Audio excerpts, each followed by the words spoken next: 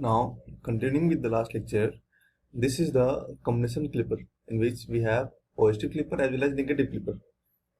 So, in this circuit, we have to get the output voltage. So, this diode D1 is reverse biased for the condition when the input voltage is less than V1, and this diode is reverse biased when the input voltage is less than V2 in negative polarity.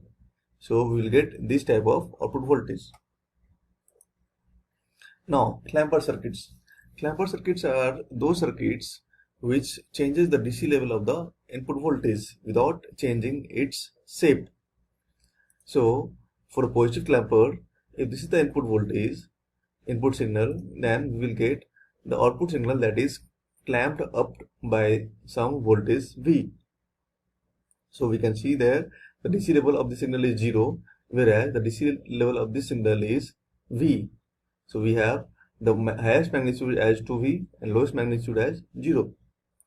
Whereas in negative clamping circuit, if this is a clamper circuit, then if we supply this voltage, this signal to this clamper circuit, then we will get output voltage which is clamped down by this polarity, this magnitude of voltage. In this negative clamper circuit, the DC level is down by this magnitude V. So the highest magnitude is 0 and lowest magnitude is minus 2V. Now, this is the circuit of a negative clamper. So in this circuit, we have a capacitor and a diode. So this is the simplest circuit of a clamper circuit. To understand its working, let's assume that we applied this input voltage to the capacitor. So during the positive half cycle, what happens? The diode becomes short and the capacitor starts charging through this path. So up to this point, the capacitor charges to the maximum value of Vin. So let's assume that the maximum value is 10 volt here. So the capacitor will charge itself to this potential 10 volt. Now looking at this terminal, we have a negative 10 volt here. So in this circuit, the signal will get clamped down by minus 10 volt. So the axis will become minus 10 volt here. Now this signal will now get superimposed on this potential. So we will have this type of waveform as a clamper circuit. When this is 0 volt, at that potential, we have 10 volt of this magnitude. So this is 10 volt. You can see here. When this is minus 10 volt, so we have output voltage that is minus 10 volt and minus 10 volt this, that is minus 20 volt. When this is plus 10 volt, in that case, we have output voltage that is plus 10 and minus 10, that is 0 volt.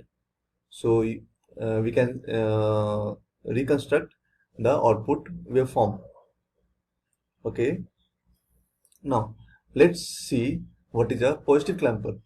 In positive clamper, the polarity of diode is reversed. So in this condition, the diode will get shorted only when in the negative wave cycle. So we have to assume that the first cycle is negative half cycle.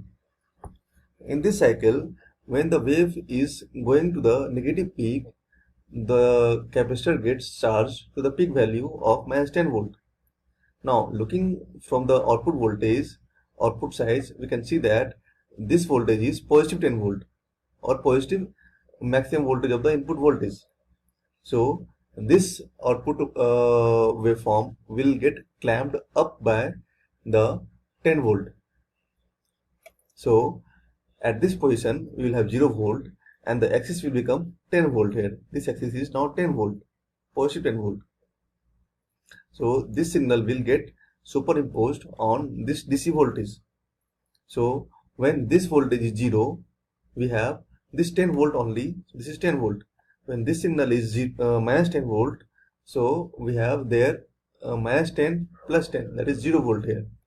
When this signal is plus 10 volt, so we have plus 10 and plus 10, that is plus 20 volt. Likewise, we have this type of waveform. Now we can see that this waveform is clamped up version of the input voltage, that is this. So input and output waveforms of the positive clamper circuit can be seen like this. These are the different time frames that you have to understand for drawing the clamper circuit output waveform.